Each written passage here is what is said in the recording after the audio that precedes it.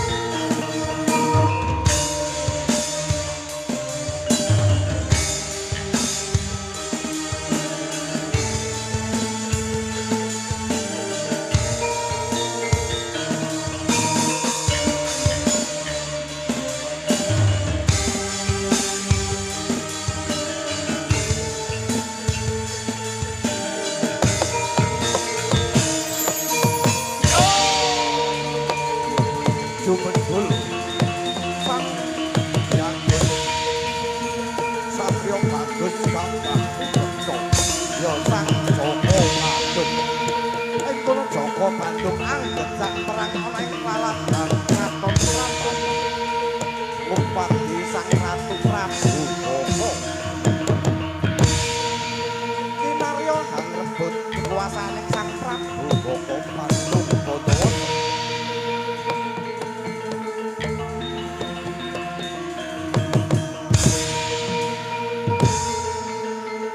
Bumi horeg bumi kucing sanalika. Nalika samono kenegari kang ayem-ayem tititon tumata ing laladan Prambanan. Sanalika horeg buminipun. Bumi hemoses pedhut peteng lelimengan. Ketaman dening kabudayane sang Binangun ya sang Bandung Bondowoso.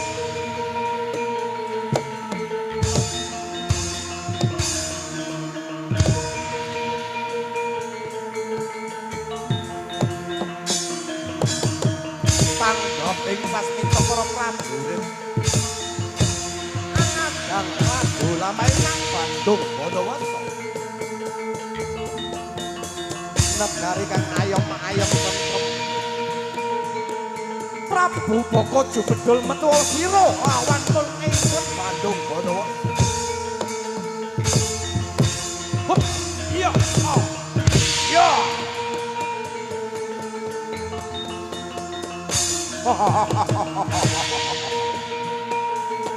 Sopo sira wani lawan marang ingsun Bandung Bondowoso. Yo ingsun lanange jahat. Iya. Iya.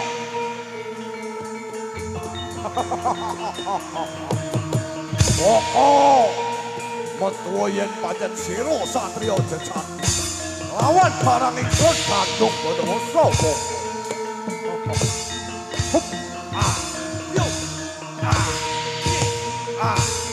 Iya.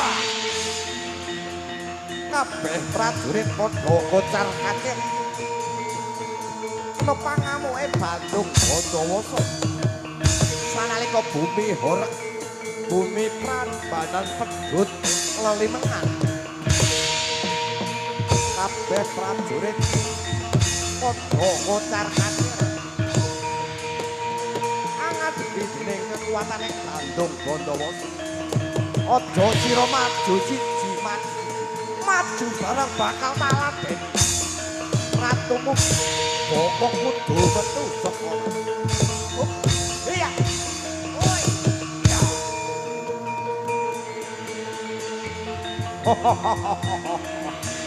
Semene kekuatanmu. Prajurit. Di ratumu tangga ini. Tanggap ing sasmita para prajowo. Para prajurit sing Prabu Boko. Hop.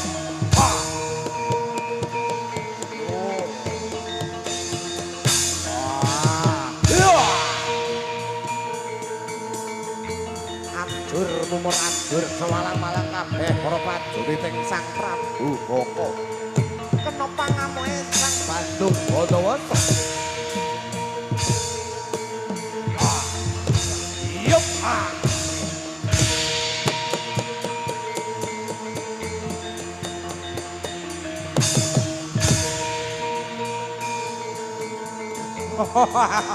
Mati dening aku kowe Prabu Boko. Ingsun Bandung Bondowoso ya lanange jagat.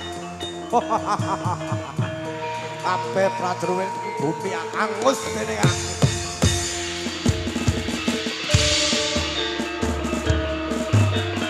Nalika samono ana ing laladan Negari Prambanan dipun bumi angusaken dening Bandung Bondowoso. Bumi horeg bumi gunjing sanalika.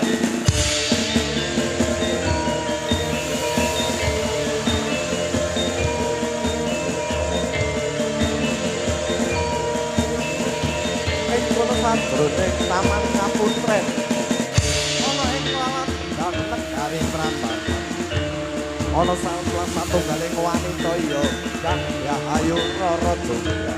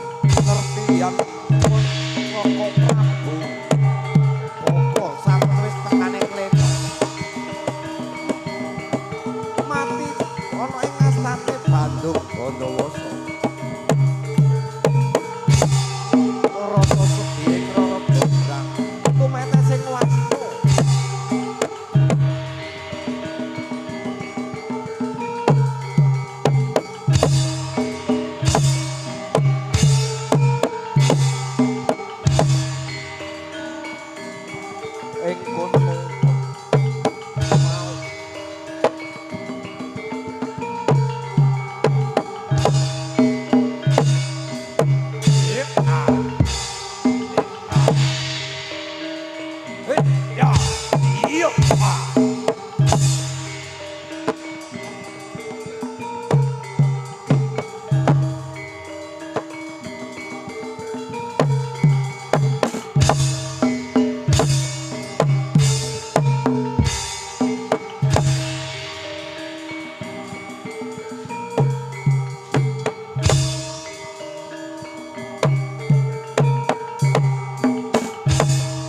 Rara Jonggrang labuh pati marang Raden Wiratmaya ya Kang Mas Prabonipun kang pustakaning lena ana ing alas wana segara mati ana ing kastane Bandung Bandawasa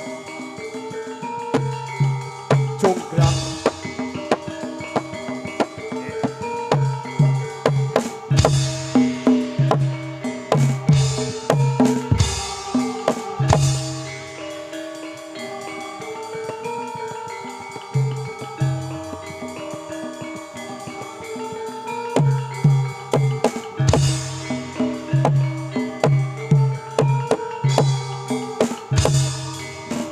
Jonggrang waspadana prajuritmu wis kalah perang Jonggrang mula dina iki kowe dadi wanita boyongan manut marang ingsun sira tak boyong tak labeke garwaku Jonggrang Joko Bandung aku labuh pati marang Raka Masku kang wis mbok percaya piye Jonggrang kowe ora gelem tak boyong, ora gelem tak dadake garwane. Kowe wis dadi wanita boyongan, mbok tiba sing kepi aku ora bakal ngabeni marang tresnamu Bandung Bandawasa. Rara Jonggrang hanape katresnaning Bandung Bandawasa. Ing kono Bandung Bandawasa murka. Parikruda, paripeksa dening Rara Jonggrang. Yup.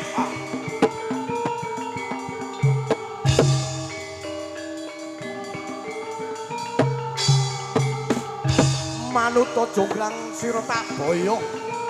Tak sulikan tak kepenake uripmu Jonggrang. Ana ing negara kene kowe ora duwe sapa-sapa kejaba mung aku kang Bandung Bandawasa. Bandung Bandawasa. Aku gelem dadi garwamu yen to kowe iso nyembadani apa kang dadi bebananku Bandung. Apa sing dadi bebananmu Jonggrang? Aku njaluk gawekno sumur wektu sewengi kudu dadi. Lan uga aku njaluk gawekno candhi. Cacah 1000 ing wektu sewengi ya kudu bisa dadi Bandung. Jonggrang, Jonggrang.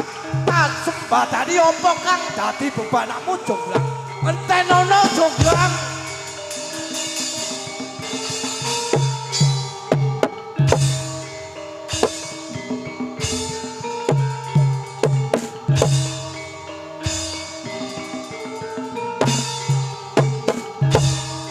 Tangkap ing Sasmita Bandung Bandawasa ayo badani apa kang dadi bebanane Rara Jonggrang ing kono Bandung Bandawasa hang ngundang bala 1000 tang kasatana yo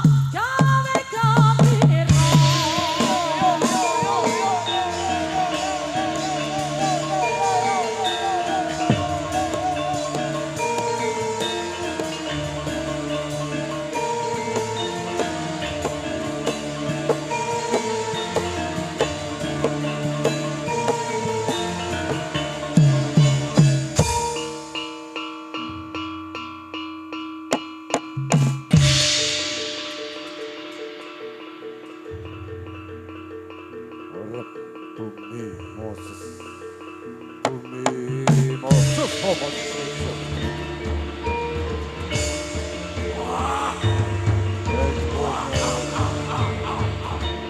Wadyo Bolone sang Bandung Bondowoso kang hanya tocan di Jim setan Bubut bule Orek bumi kucing Bumi Moses sakaliku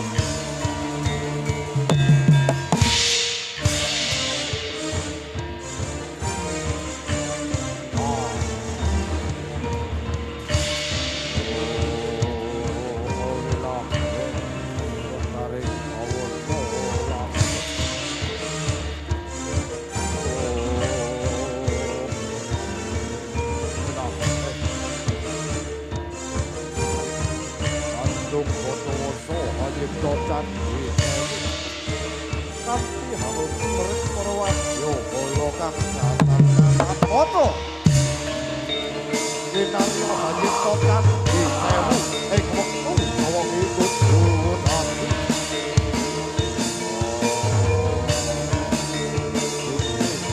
Pedut mangapa-apa Petek joget lemengan Oke alat foto Pak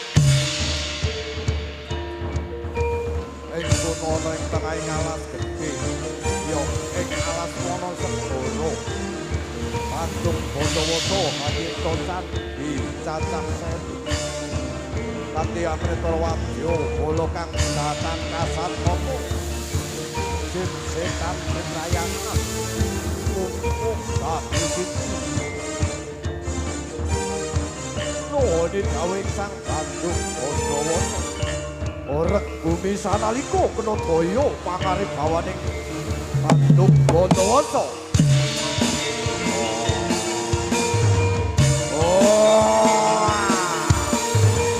Ono sang Pindha Rasepo Pindha Sardiyo.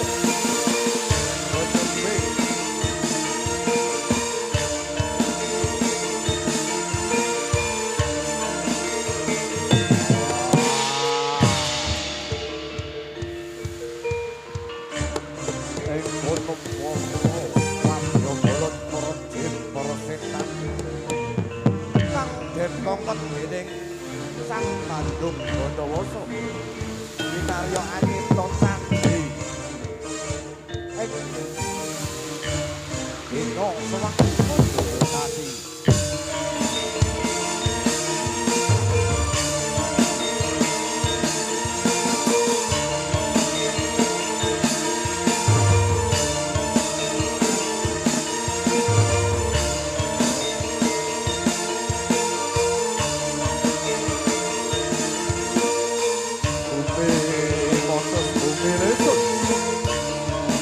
Loro jograng ora kekurangan akal putus perebang yang anabuh nesuk jago padha kuluk kocal kancir Purwadya bolone Bandung Bondowoso sanalika bubar mawut iki ono ledaden opo iki ono perkara opo opo wadya balaku kodho anabuh kocal kancir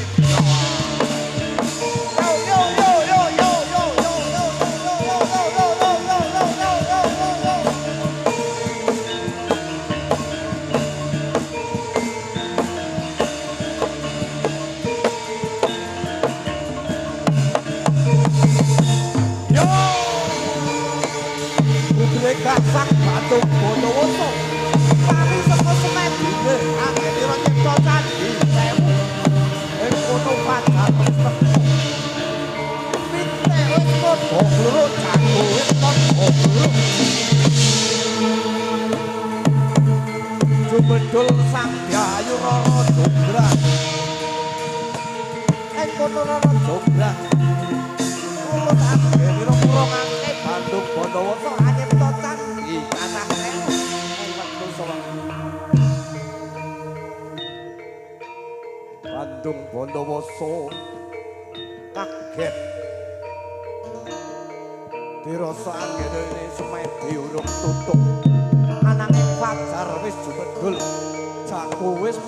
Uruk para wadya bala kang aran datan kasat nono jen setan padha kocar kacir ana kedaden apa ana lelakon apa Bandung Bondowoso kaget sajroning nala Rara Jonggrang jumendul